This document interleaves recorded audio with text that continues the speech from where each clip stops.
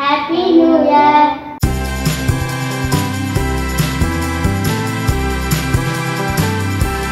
சங்கீதம் 136:4 என்ன சொல்லுது தெரியுமா?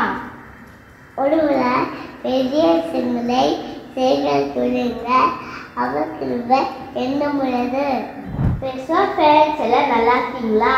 நம்ம தேவன் சூழ்நிலைகளை பார்த்து மாறுவதல்ல, நமக்காக சூழ்நிலைகளே மாற்றுவார். எக்ஸோடஸ்ல மோசே மூலமா எகிப்தின் தண்ணீரை இரத்தமாய் மாற்றினார். இஸ்ரவேல் ஜனத்துக்காக மாறாவின் கசப்பான தண்ணீரை மதுரமாக மாற்றினார்.